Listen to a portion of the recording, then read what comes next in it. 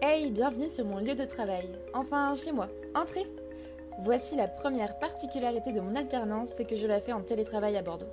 Non, je ne reste pas en pyjama. Cliché. Je m'habille. Je vous le jure. Enfin bref.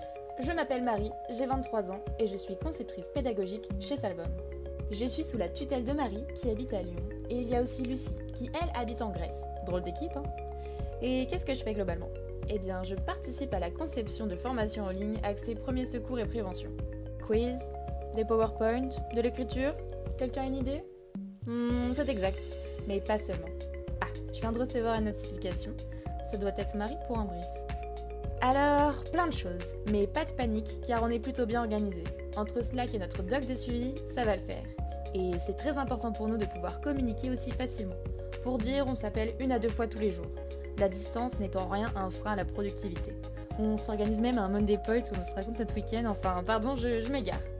On vient de faire le point sur les missions en cours, les urgences, et pour aujourd'hui, ça sera la conception du quiz d'évaluation. En bref, plein de projets simultanément.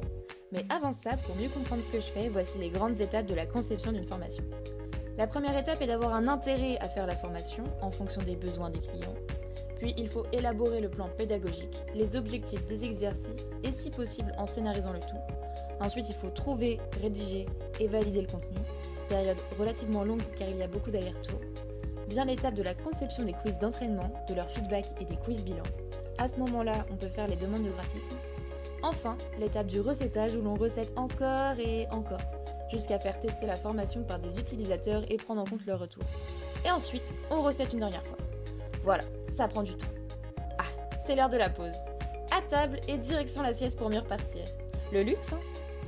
Alors, c'est parti. Une de mes missions est donc d'élaborer des quiz bilans, dits d'évaluation, et pour ce faire, je reprends le contenu, les exercices et je vais questionner l'apprenant sur ce qu'il doit savoir à la fin de la formation. C'est plutôt chouette à faire. Ah, petit break s'impose. À défaut de boire du café, j'aime beaucoup bouger. Ça fait du bien et ça me remotive. Oh, j'ai oublié de vous montrer. Nous voici sur l'éditeur, c'est la partie obscure. Non, enfin, celle que vous voyez pas. Quand moi je fais ça, vous verrez ça. Tada! Bien sûr, comme je vous l'ai dit, il faut d'abord que Marie valide ce que j'ai fait et qu'on recette encore et encore.